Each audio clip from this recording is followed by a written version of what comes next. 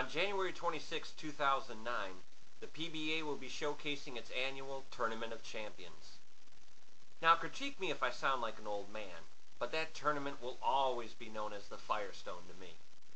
Its premise is still great, as only champions compete. And I give the PBA a nod to creative thinking for its 2008 decision to let some bowlers of the past bowl against today's stars. But I'm not sure if it's age or the ever-evolving lane conditions that are causing most of the legends to fold after just the first two rounds. It's a shame that people like Johnny Petraglia, Mark Roth, and Carmen Salvino bowl with the odds of making the telecast not on their side.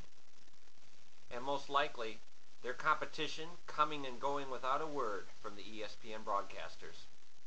No mention, no video footage from earlier in the week. The only way you know they competed is by checking PBA.com for the round results.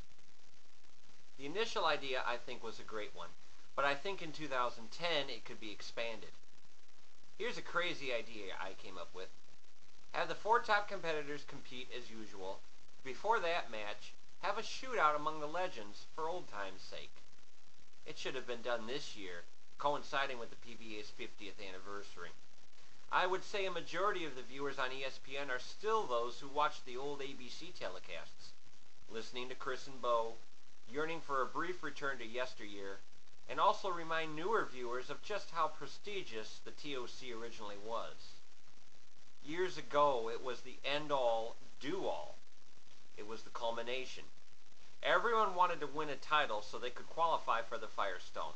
Oh, sorry, TOC. It was the ultimate season ender. Now it's pushed to the middle of the schedule, and it loses some of that luster. It's also a shame that it's not held at Riviera Lanes anymore. I remember the sign above the door read, "Through these doors walk the world's best bowlers." It meant something. It gave an aura of greatness. The TOC is promoted very well as a major, but hardly with the reverence of before. And to longtime fans like me, I noticed that missing reverence. The TOC is still a gem when marketed properly, which I feel it is not. Those newer viewers who want to say the heck with the old viewer need to realize this. The season consists of 21 events. There's 20 opportunities to view bowling in the new way. Let this one old benchmark of championship events be looked for in its rich history, in the way longtime fans remember it, and still want to remember it. Not allowing Marshall Holman to compete in this event, by the way, is an outright sin. On a related note, it was good to see Amleto Monicelli finish 13th in the 2009 event, with Brian Voss coming in at 19th. These are two bowlers I enjoyed, and two bowlers that were victimized by this new all-exempt system the PBA now employs. From a statistical standpoint, I am baffled by this simple fact, with all due respect to everyone. Voss goes 1 year without a title and gets the hook, whereas people like Brian Kretzer and Eugene McCune, people who have hardly won anything, continue to hang on. There needs to be room to fit people who have done so much for the PBA and helped enable it to carry on in past years.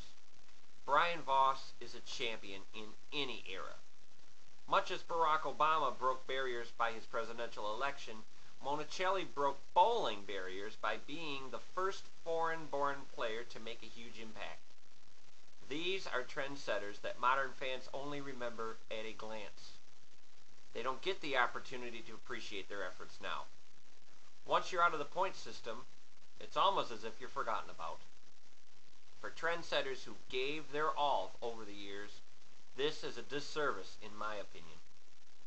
I will admit the all-exempt system has grown on me over time, and it does provide a motivational factor for those on the brink. But let a Hall of Famer choose to bowl in any tournament he desires. Owe them that much. So it costs the Kretzers and McCunes 1 week's worth of competing. Again, there's 20 other weeks to compete. Sacrifice is a necessary need in this world, but so is nostalgia. I don't think it would hurt for the PBA to make a nod towards really mixing the eras together. to thank them for making the sport that it is. Regardless, I'm grateful for what it is anyway. And 15 hours before the tournament finals are telecast, I'm going to say Wes Malott walks away with the title, and I believe becomes the shoo-in for Player of the Year. Point race be damned.